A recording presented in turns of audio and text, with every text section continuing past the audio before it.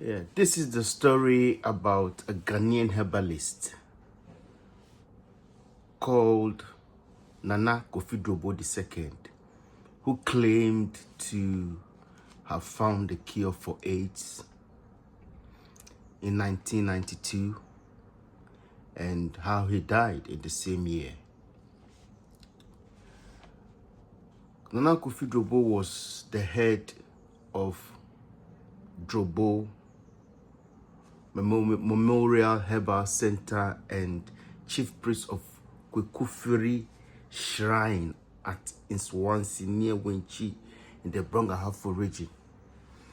And he inherited all this from his dad, who was Nana Drobo I.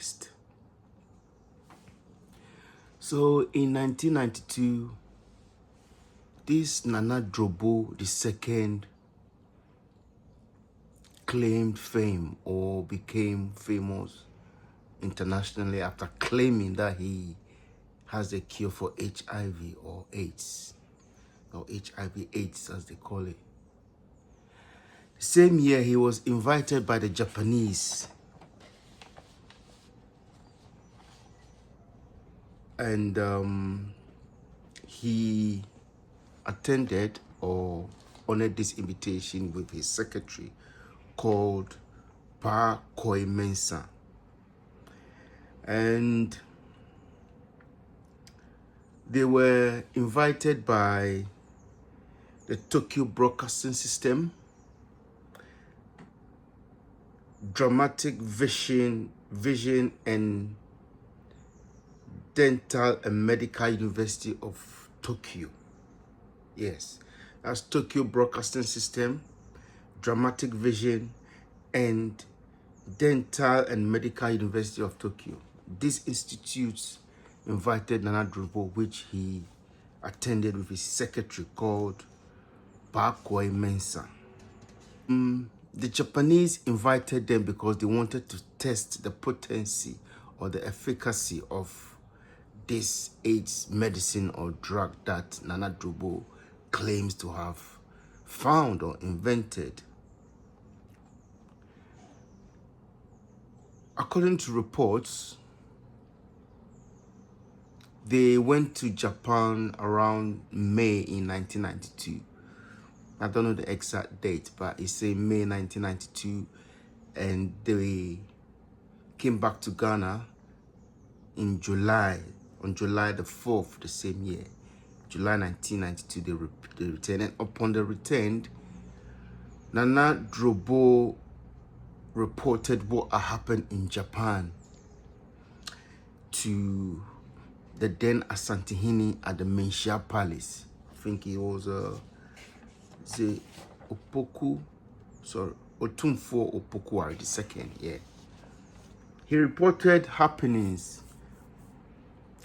in Japan to the Asantehene.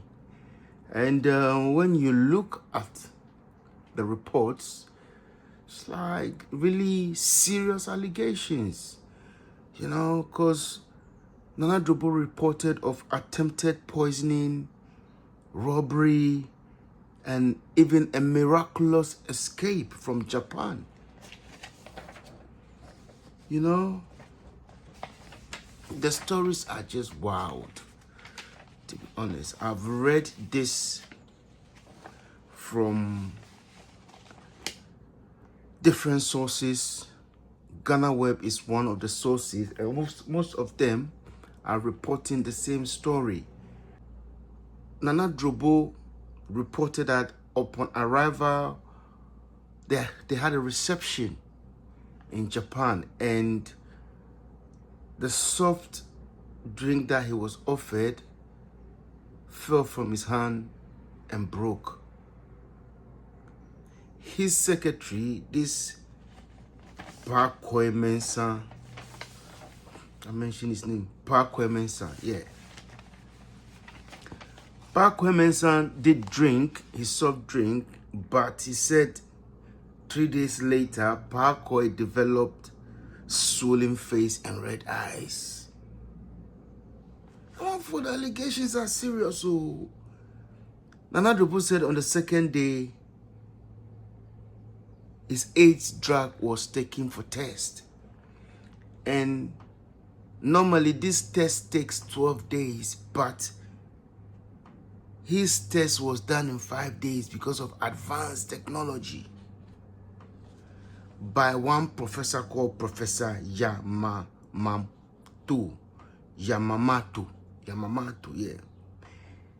He said Yamamoto did the test, and when he returned, he said Nana Drobo's AIDS medicine or cure was so potent that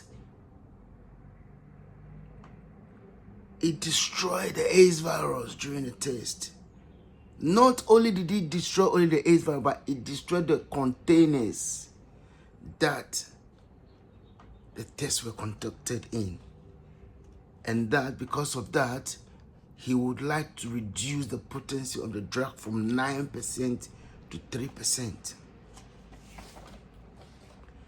Among for more allegations, so Nana Drobo claimed that from this point, he began to fight or battle for his survival. He said Prof.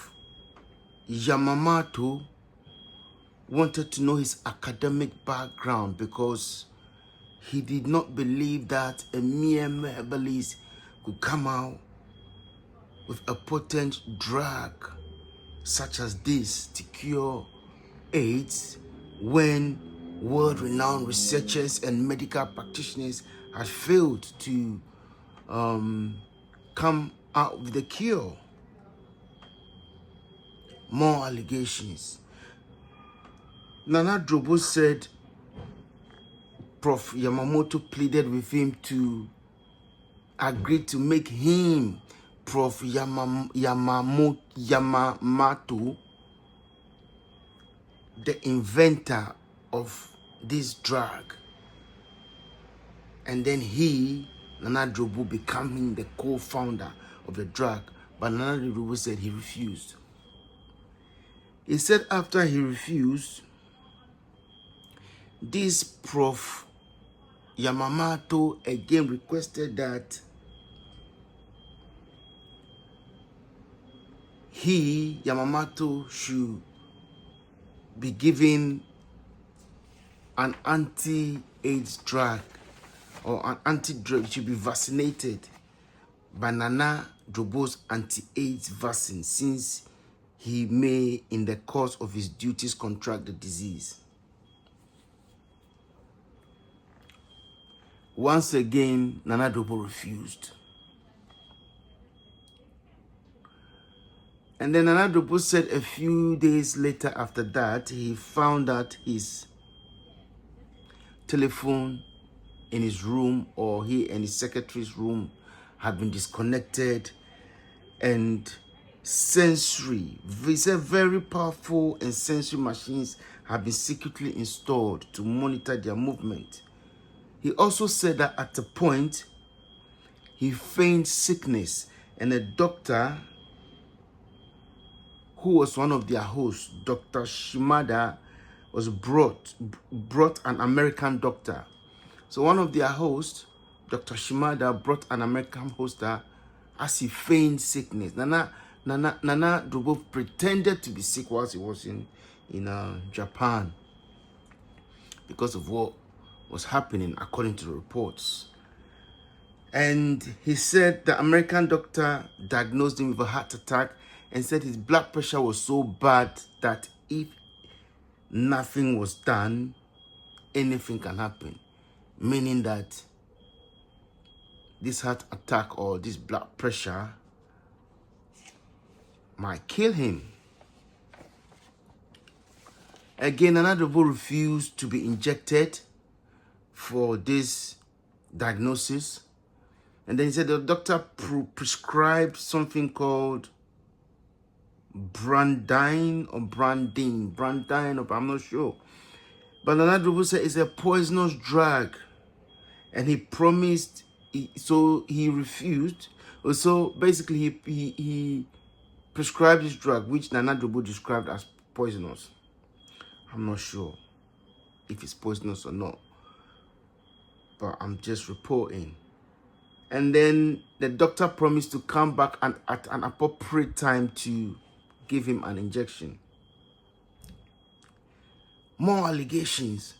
Nana Drobo said or reported that another doctor by name Dr. Askinov left a message, and the message said, "You look like a king, but I will soon reduce you."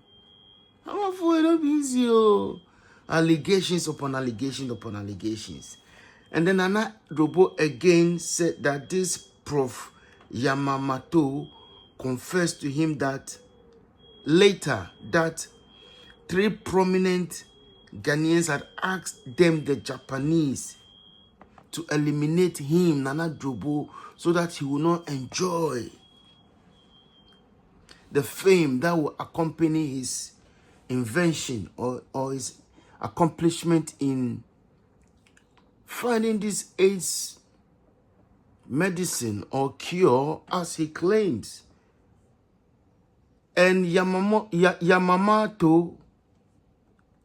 even said to Nana Drobo that he will faithfully accompany their request. It means that, yes, he will kill Nana Drobo, yes, so that he can get the name for the cure. This is what Nana Drobo is reporting. Oh, hey, I'm out for. It's not easy. Anyway, more allegations. Nana Drobo said a few days after this disclosure, he and his secretary's properties, including 1 million yen and a gold ring, was stolen from their room. And then, as well, certain characters started following them everywhere they went. They were trailing them in the movies, you know.